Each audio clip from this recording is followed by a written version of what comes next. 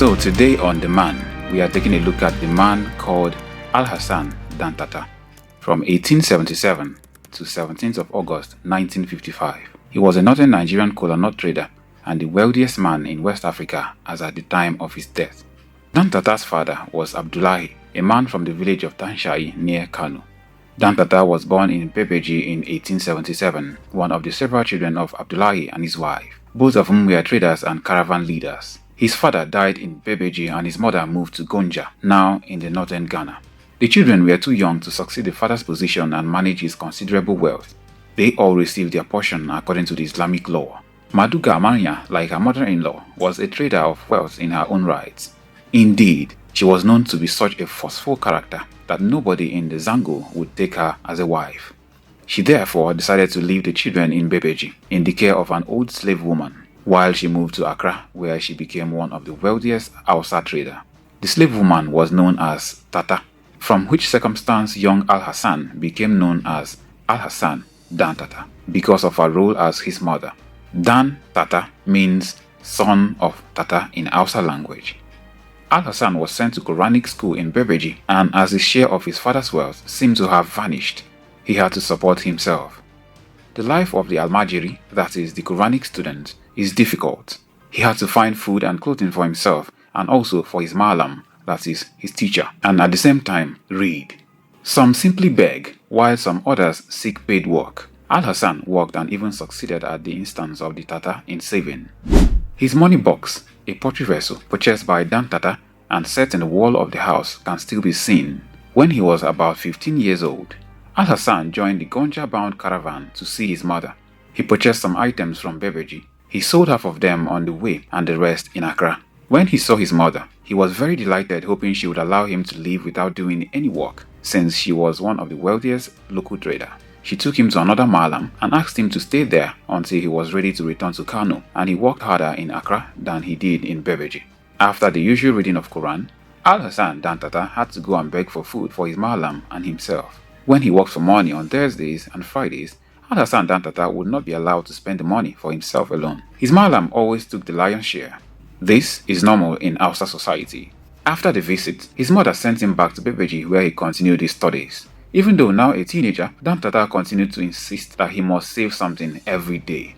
Talking about Kano civil war and slavery. In 1893, Dantata was still a teenager when the Great Upheavals occurred in Kano Emirates. This included the Kano Civil War from 1893 to 1894 and the British invasion of the Emirates during the Kano Civil War. Dantata and his brothers were captured and sold as slaves, but they were able to buy their freedom back and return to Bebeji shortly after. Dantata later returned to Bebeji and began using steamships to transport kola nuts between Accra to Lagos. He later diversified his trade into items such as beads and necklaces. He also bought a house in the Koki ward of Kano. He married Omar Zari, and she concluded business for him with women. In 1918, the UK-based Royal Niger Company searched for an agent to purchase granules for them, and Dantata responded to their offer. For several years, he carried his kola to sea using steamers to Lagos, where he usually sold it to Kano-bound merchants. By this time, he was relatively wealthy. In 1906, he began broadening his interest by trading in beads, necklaces, European clothes, and more. His mother, who had never remarried, died in Accra around 1908, and he thereafter generally restricted his operations to Lagos and Kano. Although he continued to visit Accra with most of his fellow long-distance traders, he continued to live in one of the towns some distance from Kano City, only visited the Bini for business purposes.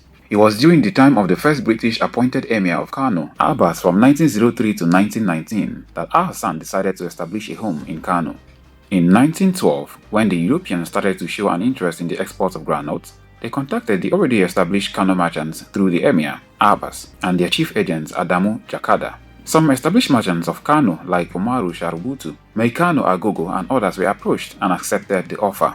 Later in 1918, Alhassan was approached by the Niger Company to help purchase granules for them. He was already familiar with the manner by which people made fortune by buying cocoa for the Europeans in the Gold Coast.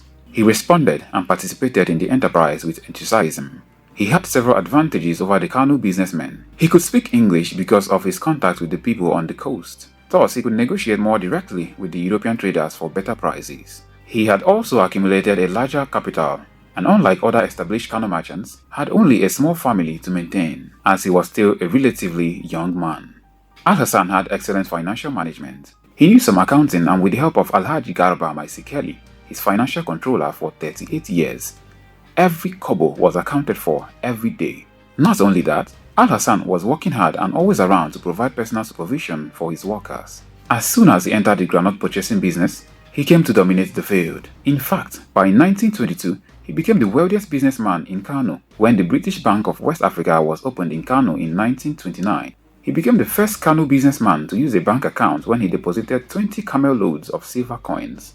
Shortly before his death, he pointed to 60 groundnut pyramids in Kano and said, "These are mine." Alhassan became the chief produce buyer, especially of groundnuts, for the Niger Company. It is said that he used to purchase about half of all nuts purchased by the UAC in the northern Nigeria. In 1953 to 1954, he became a licensed buying agent, LBA, that is, a buyer who sells directly to the marketing board instead of to other firms. However, Alhassan had many business connections both in Nigeria and other West African countries, particularly the Gold Coast.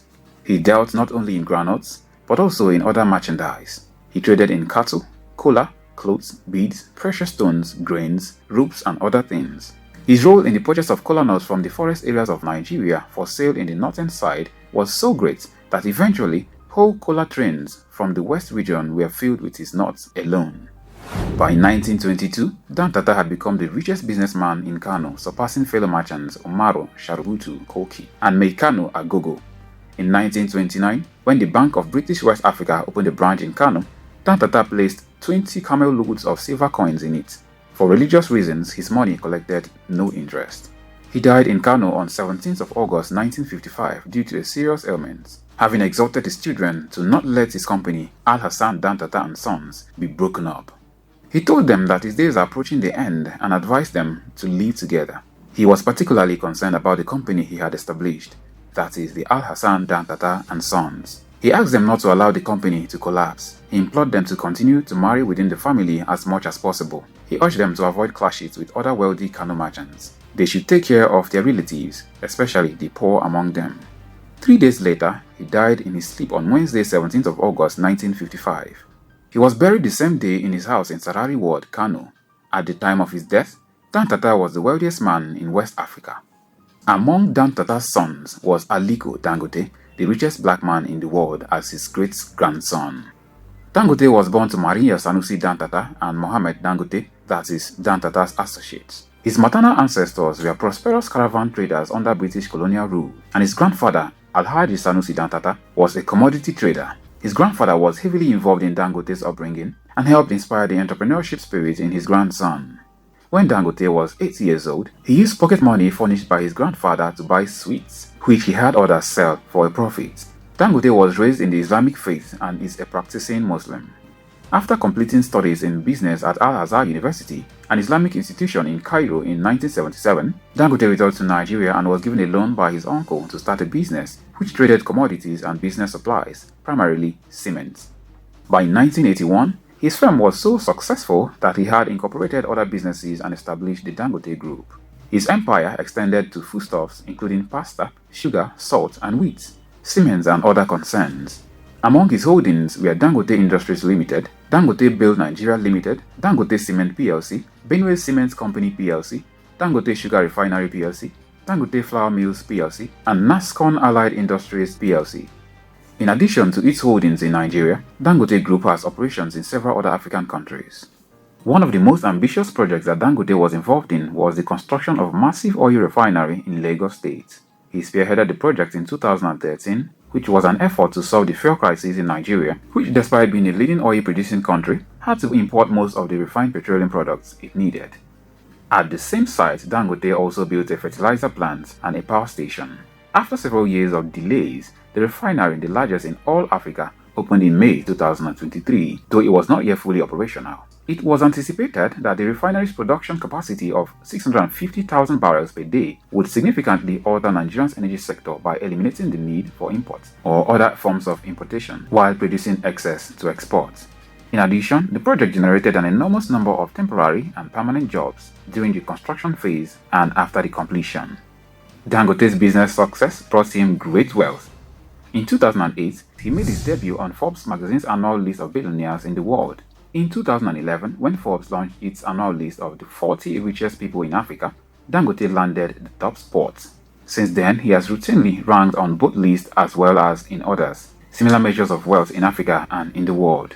In 2016, Dangote faced scrutiny when his name surfaced in the so-called Panama Papers, which disclosed the names of individuals who were linked to offshore shell companies. He was personally linked to 4 such companies, and his father and the business associates were linked to at least 13. Dangote is well known for his humanitarian efforts. In 1994, the Dangote Foundation was incorporated for his philanthropic endeavors. It was renamed Aliko Dangote Foundation (ADF) in 2018. The foundation has focused much efforts on addressing childhood malnutrition. It was also contributed towards efforts to combat viruses, such as those that cause polio, Ebola, and COVID-19. However, the foundation has provided disaster relief. Many awards and honors have been bestowed on Dangote over the years. In 2011, he was made the Grand Commander of the Order of the Niger, GCON, which is Nigeria's second highest honor, in recognition of his contributions to Nigeria's economic development.